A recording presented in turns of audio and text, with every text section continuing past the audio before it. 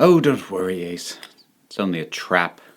Hey there, folks! Classic Doctor Who review, and as has been the case for the last couple, this one is dedicated to the memory of Tim Sheridan from An Unearthly Podcast. Link in the description to go check that stuff out. This one, another that I have not seen before, but I know of. I was going to say I know it by reputation, but the thing is, I don't actually know what the consensus on this one is, whether it is particularly well liked or not. I seem to see it pop up on both good and bad lists. It seems to be hotly debated how good this one is, which honestly feels like it's the case for a lot of Seventh Doctor stories. Battlefield. Now, before I even start talking about it, I do need to clarify what version I watched, because there's like a film, there's like a movie edit of it, and then like in 2008 or so, there was a different edit with modified effects. I watched the original, as it originally aired, because I watch Classic Who through BritBox, and that's what they have. So that is what I'm going to be talking about. Having looked into some of the things done for like the movie version, there was talk about expanding and making things clearer. I didn't have a problem following anything.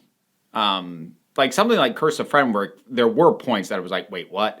This, I didn't really have a problem following, so I don't know what people found confusing. Anyways, so Seventh Doctor and Ace, always great. There's also, I like how much this story emphasizes Ace's love of explosives. She gets to blow a lot of stuff up in this one, and I love her excitement at getting to do that. That's always wonderful. We also have the return of Brigadier Lethbridge Stewart, which is incredibly welcome. Nicholas Courtney slips right back into this role without really missing a beat. I will register a minor complaint in regards to him, in that for the first couple of episodes of this story, it's a four-parter, he's basically just en route, but we keep cutting back to him, I guess, because they wanted to showcase him, which I get. And like, I didn't mind it as much as I otherwise might, because it was him and I enjoy him so much. But like, structurally, it is a bit, why do you keep cutting back to this guy who isn't even like active in the story yet? Why do you do that? So like, objectively, I'm kind of like, but I was prepared to let it pass. Whether or not that annoys you probably depends on how much affection you hold the Brigadier in specifically. We also have a new Brigadier at UNIT. She was interesting, and I also recognized her immediately because she played the female Lister in the second season of Red Dwarf, the Parallel Universes episode. So that was an odd thing to see, especially considering how different the characters are, because there she was, slobby and laid back, and here she was all buttoned up and, very military. I'm like, okay. So it was weird that not only that I recognized her immediately, but they were contrasting so much. So this thing is dipping into Arthurian folklore and borrowing names and concepts and things from it, with, of course, Doctor Who twist being we're not really dealing with King Arthur, at least as we would understand him. We're instead dealing with like other dimensions, kind of aliens. It's maybe that's what wasn't clear to people. It doesn't completely lay out exactly how all of this is going on and how this spilled over to where we are. It's a little vague at that, but like, that's the kind of thing I don't necessarily need clearly laid out, especially at this point in the show's history, where it wasn't doing the parallel universes are locked off thing that New Who would later do. So yeah, it's more acceptable to me. And also that the fact that it's borrowing Arthurian legend is going to be something that I'm going to look favorably on, because there's a handful of things that I tend to be a bit of a sucker for. I don't like everything that has these elements, but like, there are some things that I'm like, I have a soft spot for. I have a soft spot for the Arthur legend. I have a soft spot for Robin Hood. I have a soft spot for Sherlock Holmes. Oh, crap. I am an Anglophile, aren't I? Ah, dang it. Anyway, but like, if you're going to pull those things, I'm going to want to like it. I won't always. They can still botch it. But I'm going to start out in a positive, like, okay. And I liked the way that this stuff was integrated, and the names being dropped in terms of Mordred and Morgaine, and the way they ended up kind of doing the Sword and the Stone element was interesting, and I enjoyed that. And Morgaine as a villain is also interesting. I'm sure it's happened before, but there's an interesting sort of methodology to how the Doctor ends up defeating her, which involves, a sense of honor, because, she has a warlike tendency and expression of herself, but she wants a traditional war. She wants warriors in battle. She wants a sense of victory. And when we get towards the end and some of the things that she could do to quote unquote win don't match how victory looks for her, it just isn't what battle and war is supposed to be. And the way that is played against her is interesting. And I thought it gave some interesting nuance to her character in a way that normally can feel very hollow.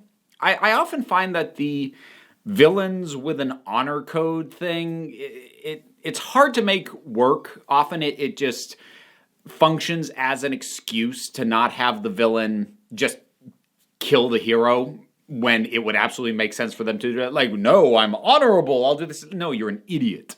So it's hard to have a villain have that supposedly honorable streak and have it play right. For me, it does with her. And there's dynamic to her relation with Mordred. He's a prick, which Mordred should be. And we've got knights in armor, but also like blasting lasers. The effects are very up and down in this one. I feel like they picked a handful of things that like, here's where we spend the money, and then the other stuff's like, ooh, dang. So like there's a model of like this spaceship underwater, and you can really tell it looks like a toy in a fish tank.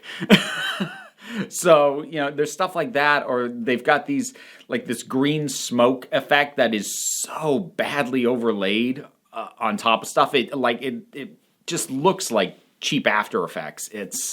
But at the same time, the explosions when they do them are good. The armor for the knights, the costumes in general actually are really good. There's a creature who shows up later who's only referred to as the Destroyer, who actually looks great, especially for that point in time in Doctor Who. You can tell there's even like animatronics in the mouth movement. It's not just a mask. I was actually really impressed with how well he looked.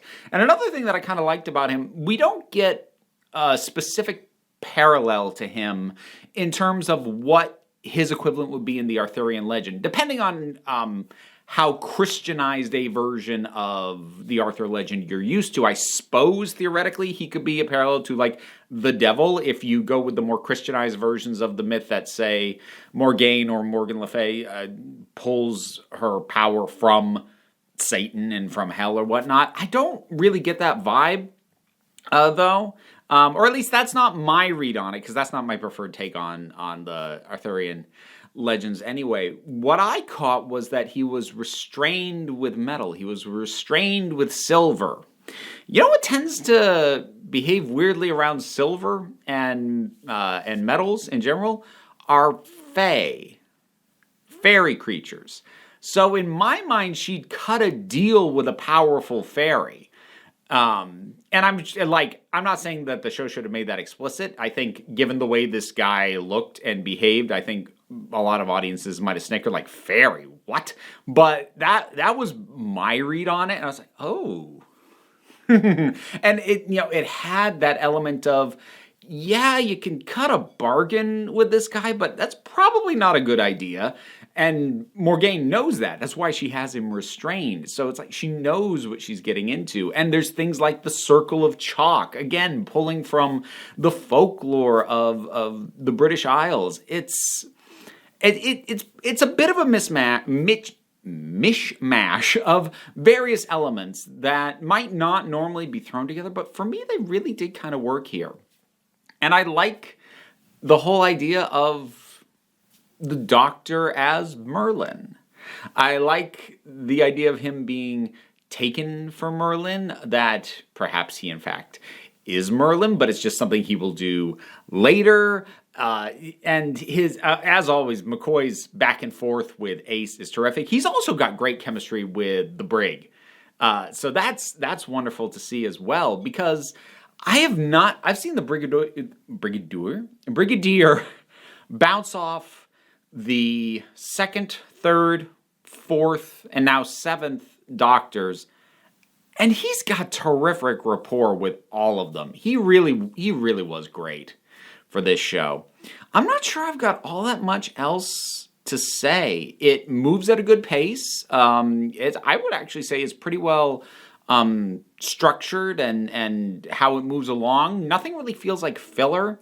The cliffhangers don't feel as manufactured as they often do in classic era, at least for me. So yeah, I was pretty pleasantly surprised with this, given that I really had no idea what to expect. Because I've heard so many back and forth things or so many debated opinions, and maybe my perception of that is not correct, because in the interest of avoiding spoilers, I haven't really delved deep into what people say about this, but I couldn't get a general read on it, some sort of consensus among the fandom. So I really didn't know what to expect, but this was nice. I enjoyed this one. It was a good time. So that's my take on Battlefield, the originally aired version, at any rate. No, I don't plan to do a separate review for the movie version or however that worked. But in any case, have you seen it? What did you think about it? Whatever your thoughts are, drop something down in the comments. Let's talk about it. Usual stuff, like, share, subscribe. I have a Patreon, which is what pays my bills and allows this entire operation to keep moving on forward. So any help you can give is appreciated. There are rewards at every tier, but no pressure, because I like to take a relaxed attitude around here, so you can just come on back next time you need a break.